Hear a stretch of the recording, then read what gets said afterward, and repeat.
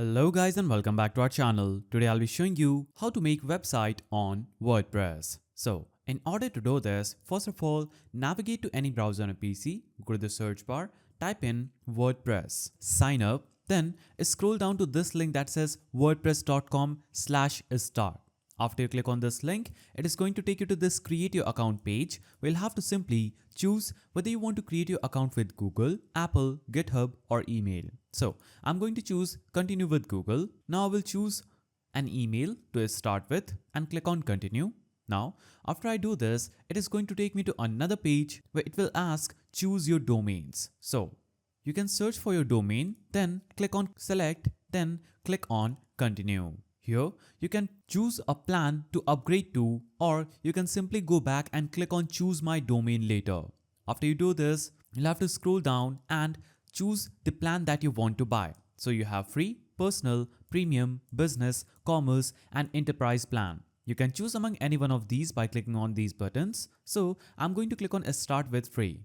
After I do this, it is going to take me to another page where it will ask what would you like to do with my website. So I will choose showcase, work and portfolio. Then I'll click on next. You can select any one of these according to your preference. Now I'll have to pick up a design from the templates given at this page. So simply choose a template. I'm going to choose this one. Now I can choose the style variations I have. I will choose dark, then I'll click on continue. So I can unlock premium styles by upgrading to a plan that will be worth this amount. So I'm going to choose decide later. After this, it is going to take me to another page where I can see my website has been created. Now I'll have to click on give your site a name. Now when I click on this, it is going to take me to this page where I will have to just enter my site name. I can add a tagline, but that is optional. I'm going to click on continue here. This is going to take me back to this page where I can see how my website is going to look like on laptop, tablet and mobile phone. So my website is looking pretty good. I'll have to just scroll down and I can write my first post just right here by clicking on this button.